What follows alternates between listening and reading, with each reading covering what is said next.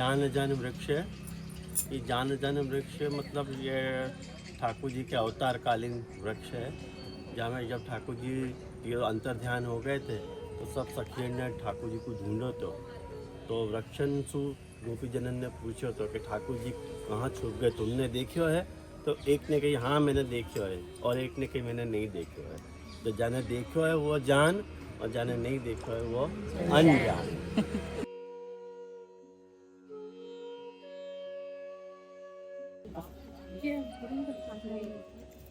महाप्रभु जी जब ब्रज परिक्रमा करते हुए जब यहाँ पधारे तब जो है यहाँ पे कृष्ण चैतन्य पहले से ही विराज करते हैं। कृष्ण चैतन्य की बैठक है वहीं पर पास में। तो महाप्रभु जी ने उनके दर्शन करे, महाप्रभु जी से मिलवे आए, उनको खबर पड़ी कि महाप्रभु जी आप यहाँ पधारे भय हैं। तो महाप्रभु जी से पूछी, तो महाप्रभु जी ने उनसे पूछी कि भाई आप कितने दिन से हो?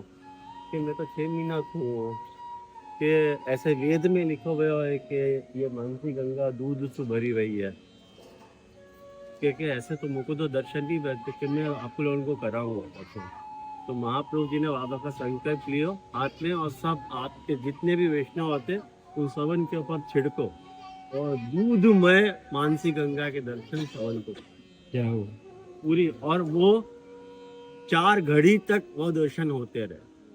4 घड़ी मतलब 1 घड़ी मतलब 24 मिनट, ऐसे 4 घड़ी गिन लो। तो 4 घड़ी तक दूध में मानसी गंगा के दर्शन। कृष्णदास को तो मूर्छा ही आ गई थी। ये है बैठक को चरित्र। ये राधा कृष्ण कुंड में यहाँ पे 2 कुंड है, ये कृष्ण कुंड है और वो वाला राधा। हाँ वहाँ तरफ राधा नहीं, कौन सा राधा? वहाँ तरफ है आगे, वहाँ तरफ है। हाँ तो ये 2 कुंड हैं, और स्वामी जी की 8 सखियन के 8 कुंड भी यही हैं। और ऐसा भी उल्लेख मिला है कि यहाँ के अंदर रत्न जटित महल है। कृष्ण कुंड और राधा कृष्ण कुंड के अंदर दोनों के रत्न जटित महल है, ऐसा भी उल्लेख वार्ताकार के में। तो ये यहाँ के बैठक जी का चरित्र। और महाप्रभु जी यहाँ पे 1 महीना विराजे, और वो जो सामने देख रहे हो महाप्रभु जी के संध्या वंदन की बैठक, वहाँ महाप्रभु जी नित्य संध्या वंदन करते हैं।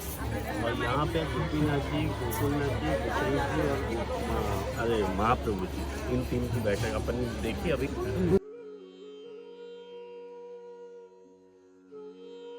उद्धव जी ने महाप्रभु जी को ये बात पूछी कि आपने जो भ्रमर गीत को जो व्याख्यान किया है वो मुझको सुनाओ।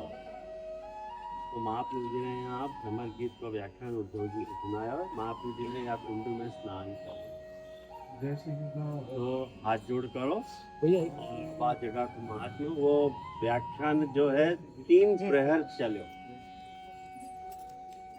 तब तो भी तब अवधारणा नहीं भई। तो फिर महाप्रभु जी ने वहाँ व्याख्यान विराम। तो ये वो उद्धव कुंड।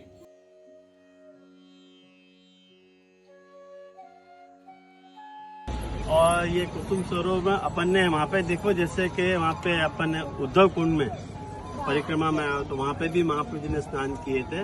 वैसे आपको कुसुम सरोवर कहें, लेकिन आपको प्राचीन नाम कुसुमोखर है। तो यह कुसुमोखर में भी महाप्रभु जी ने स्नान किए हुए हैं। ये वो जगह है, परिक्रमा के मार्ग में ही आया हुआ है। आगे नारद कुंड आएगा, नारद कुंड में भी महाप्रभु जी ने स्नान किए हुए हैं। नारद कुंड में क्या नारद जी से बेटा भयो महाप्रभु जी को।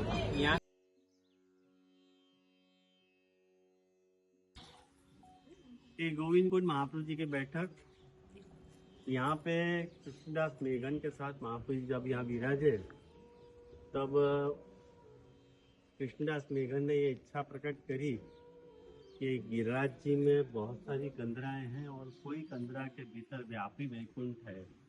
गिरिराज जी की कंदरान में व्यापी वैकुंठ को दर्शन होगा, वो को भी इच्छा है। तो महाप्रभु जी यहीं विराज रहते। कृष्णदास मेघन को आज्ञा करी कि देखो सामने अभी तो ऐसा मकान बन गया है तो आप लोगों को कुछ पता नहीं चलेगा। वहाँ बखत उन्होंने कि या कंदरा को सरकाओ और नीचे जाओ। और वहाँ कंदरा को सरका के कृष्णदास मेघन नीचे गए वहाँ। तो वहाँ गुफा जिसको एक मार्ग હતો, और वहाँ पे व्यापी वैकुंठ की सारी सामग्री, लीला सामग्री के दर्शन महाप्रभु जी ने उनको करवाए।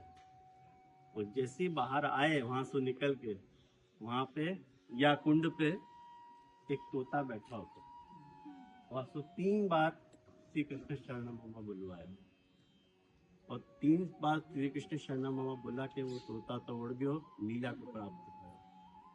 फिर महाप्रभु से पूछे कि आपने मुझको खाली लीला सामग्री के दर्शन कराए, ठाकुर जी के दर्शन नहीं कराए, कि तेने मुझको इतनी पूछी थी। अरे तो उतनी मैंने बताई कि वो तोता कौन હતો कि वो तोता तो सारस्वत कल्प में शुक હતો को स्वामी जी ने कृष्ण नाम बोलने को सिखाया और या कल्प में वाको मैंने कोई महाप्रभु जी को कोई भक्त के द्वारा श्री कृष्ण शरण मम को उच्चारण को आदान प्रदान हो तब तेरी मुक्ति हुई है। तो वो 3 बार श्री कृष्ण शरण मम बुलवा के पको मुक्त भयो, वो शुक लीला शुक હતો। तो ये या बैठक को चरित्र है और दूसरों या को एक बैठक को और एक चरित्र और भी है कि यहाँ पे ठाकुर जी ने स्वामी जी ने ठाकुर जी को विरह किया, ठाकुर जी को विरह किया और ठाकुर जी के विरह में स्वामी जी ने एक स्तोत्र की रचना करी और वो स्तोत्र मैंने कोई यहाँ वहाँ नहीं हो जाए करके शिला पे लिखो स्वामी जी ने। तो लिखा वो स्वामी जी की लिखावट को पहचानने वाला कोई व्यक्ति नहीं। तो वक्त महाप्रभु जी की मुलाकात यहाँ कृष्ण चैतन्य से हुई। तो कृष्ण चैतन्य ने कही, कृष्ण चैतन्य ने पूछे कि यहाँ हम स्वामी जी को लिखोगे तो कहे यहाँ विराज है, वो कहाँ विराज है मुझको आप बताओ। तो महाप्रभु जी ने वो स्थल बताया और कही कि देखो ये स्वामी जी के हस्ताक्षर। तो वो हस्ताक्षर स्वामी जी को दिखाए और हस्ताक्षर दिखा के और कृष्ण चैतन्य ने कही कि ये ग्रंथ आप हमको पता हो। तो बहुत सारी ये मान्यता है कि कृष्ण चैतन्य ने वो स्वामी ने अष्टक लिखवाए, लेकिन उनको लिखोगे नहीं, स्वामी जी के हाथ को लिखोगे, वो कृष्ण चैतन्य को लिखोगे नहीं है। वो तो महाप्रभु जी ने कृपा करके उनको पता है, क्योंकि वो तो पहचान ही नहीं पा रहे थे कौन के हस्ताक्षर है, यानी पूरी अथॉरिटी महाप्रभु जी की आती। तो ये 2 चरित्र यहाँ मानसिक अंग गोविंद कुंड के है। और तीसरी बात गोविंद कुंड को उल्लेख अपन हरिराय जी के पद में मांगे तरेटी श्री गोवर्धन की रही है मदन गोपाल लाल के चरण तन पुलकित ब्रज ब्रज में लौटा श्री गोविंद कुंड में।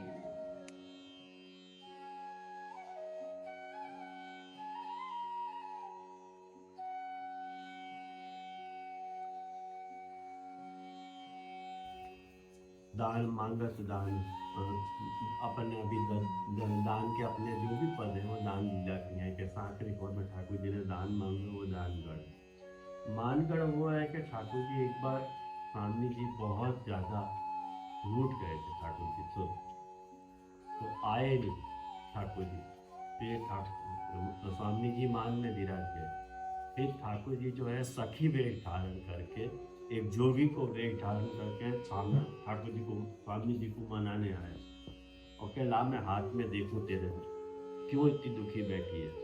तो जब ठाकुर जी ने स्वामी जी को हाथ देखे हो तो बोले तो को प्रीतम को दुख दिखे कि हाँ, लेकिन स्वामी जी तो पहचान गए कि ये वही है। तो फिर वाक्य बाद में दोनों जब मान मिलाप भयो और वहीं वाक्य सामने विलासगढ़ है, ठाकुर जी ने वहाँ पे स्वामी जी के साथ विहार किया है। वहाँ हिंडोला को झूलन को भी स्थल है, विहार कुंड है। तो ये सब पूरा दानगढ़ को भी अपन समझो, मानगढ़ को भी समझो, विलासगढ़ को भी समझो और मोर कुटी। अब ये ब्रह्मा जी को तीसरा मुख जाको अपन मोर कुटी कह रहे हैं। यहाँ ठाकुर जी ने स्वामी जी को रिझाने के लिए मोर को रिझी की और ठाकुर जी सुप्रसन्न होकर के स्वामी जी भी मयूरिनी बने, दोनों साथ में मिलके यहाँ पे विहार किए और लीला करी। या लिया ये मोर कुटी को इतना महात्मा है। आयो ध्यान में।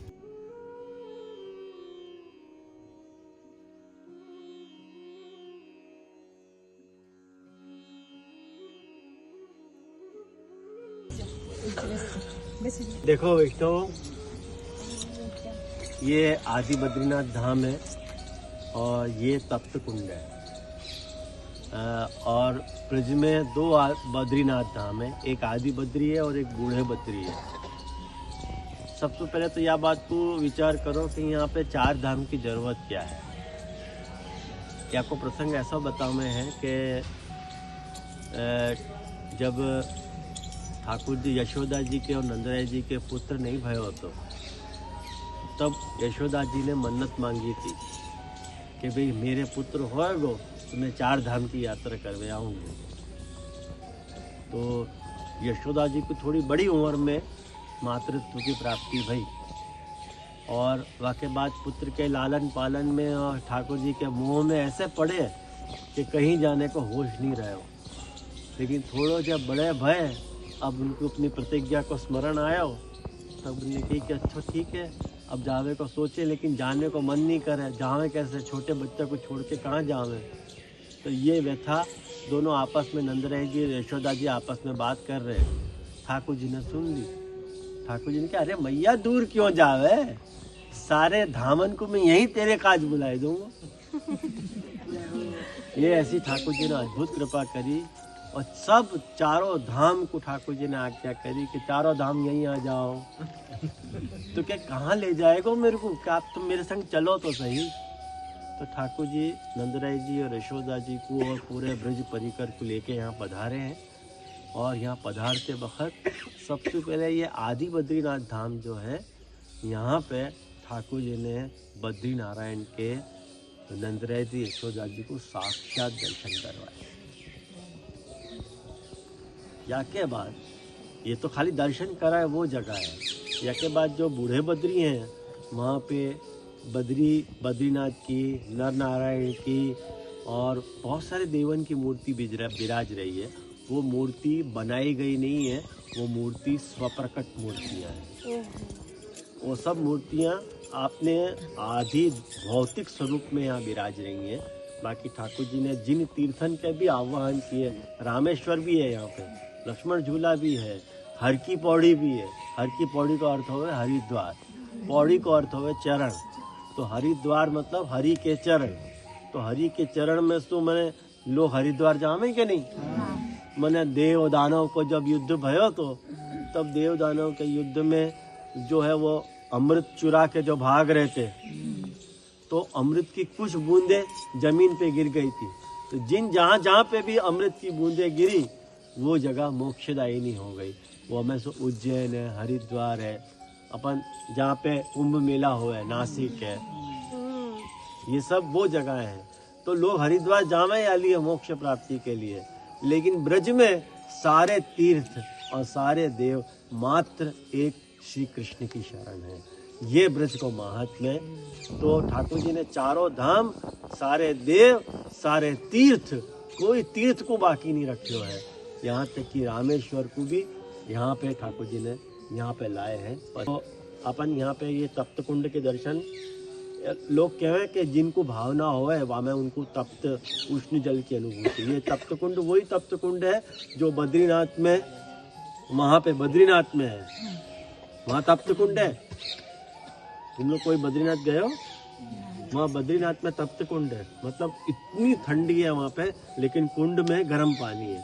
और ऐसा गर्म पानी के खोल तो गए वहाँ में नहावे ना तो अपने को सारी थकान मिट जाए। पर अपन जले नहीं, खुले पानी लेकिन जले नहीं, आराम से सेक मिले। वो वही के ऊपर महाप्रभु जी की बैठक है, वहाँ पे महाप्रभु जी की बैठक है। तो ये तप्त कुंड वाही भावना से यहाँ पे ठाकुर जी ने स्थापित किया है कि यहाँ पे तप्त कुंड बना दियो। ये गरम जली है ये भी। तो जो को भी यहाँ पे दर्शन करे है वाकू वावा तीर्थ को फल 101% मिले। लेकिन अपन को तीर्थ के महात्म्य के कारण अपन नहीं आ रहे हैं यहाँ पे, अपन श्री कृष्ण के महात्म्य के कारण प्रेरित होकर यहाँ पे आ रहे हैं। अपन को तीर्थ मोक्ष को लालच नहीं है। अपने कृष्ण ने कैसी अद्भुत जगहें बनाई हैं अपने यशोदा जी और नंदराय जी के लिए, वाको स्मरण करके यहाँ आवे हैं। वाकू अपन या लिए अपनो अन्याचरण नहीं कहलावे। बाधा समझ में नहीं। तो अगर अपन तीर्थ के मोक्ष के महात्म्य से, उद्धार के महात्म्य से यदि अपन यहाँ आ रहे हैं तो अपने सांप्रदायिक की दृष्टिकोण से वो अन्याश्रय कहलाया हो जाएगा। लेकिन अन्याश्रय क्यों नहीं है कि अपने को तीर्थ को महात्म्य अपने लिए श्रेयस्कर नहीं है। अपने आप प्रभु की जो रचना है प्रभु ने जा तरह से लीला प्रकट करी है, वाकू जानने को जो कौतूहल है, वाकू जानने के लिए अपन यहाँ आ रहे हैं।